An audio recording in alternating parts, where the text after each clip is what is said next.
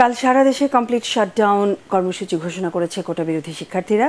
রাতে ফেসবুক পোস্টের মাধ্যমেই ঘোষণা দেন বৈষম্য বিরোধী আন্দোলনের সমন্বয়ক আসিফ মাহমুদ। এর আগে সন্ধ্যায় সব হলে ব্যাপক তল্লাশি চালিয়ে সিলগালা করে দেয় ঢাকা বিশ্ববিদ্যালয়ের প্রশাসন।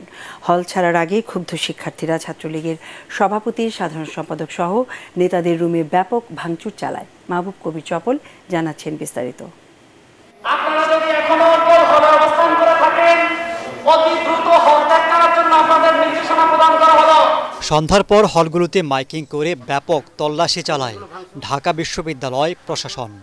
দেখা যায় যে রুমগুলোতে ছাত্রলীগের নেতারা থাকতেন সেগুলোতেই বেশি ভাঙচুর করেছে ক্ষুব্ধ শিক্ষার্থীরা।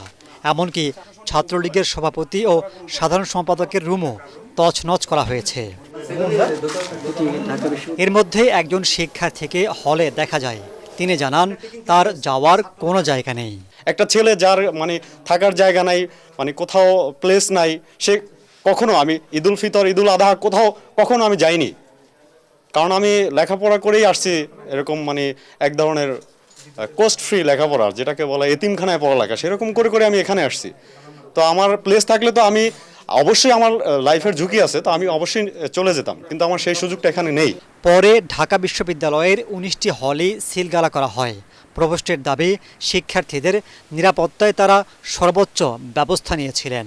হল কবে খুলবে সেটা জানি না, এর মধ্যে যে কোনো ধরনের পরিস্থিতি তৈরি হতে পারে এই হলের অভ্যন্তরীণ বিষয়ে। তো সেগুলো আমরা অ্যাভয়েড করার জন্য বেসিক্যালি এই কাজগুলো করব। তারা যেটি বলেছে যে নিরাপত্তা দিতে ব্যর্থ হয়েছে, তারা তো আমার জন্য ওয়েট করে নাই।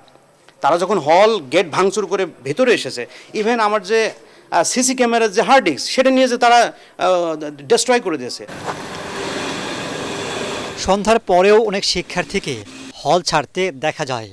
বিশ্ববিদ্যালয় প্রশাসনের ভূমিকা নিয়ে প্রশ্ন তোলেন তারা। এটা চেতনা যেখানে ক্যাম্পাসের ভিতরে পুলিশ, বিজিবি, বর্ডার গার্ডের বিজিবি, এখানে এটা কি লিমিট না? তো এখন আমরা সাধারণ ছাত্রীদের নিরাপত্তা দিতে পারছেন না, তাই আমরা চলে যাচ্ছি। ওনারা ভেবেছেন কি আমরা হল ছাড়লে আন্দোলনটা দুর্বল হয়ে যাবে, কিন্তু তেমন না। এই আন্দোলন কখনো দমানো যাবে না। আমরা ফিরে আসব এবং আমাদের দাবি আদায় করব। রাত 8টার দিকে ফেসবুকে নতুন কর্মসূচি ঘোষণা করেন কোটা বিরোধী শিক্ষার্থীরা। 18 জুলাই সারা দেশে সব বন্ধ রেখে কমপ্লিট শাটডাউন কর্মসূচি পালনের ঘোষণা দেন তারা। পরিস্থিতি সামাল দিতে বিশ্ববিদ্যালয় ক্যাম্পাস জুড়ে রাখা হয় কড়া পাহারা। ঢাকা বিশ্ববিদ্যালয়ের আবাসিক হলগুলোতে থাকতেন প্রায় 25,000 শিক্ষার্থী।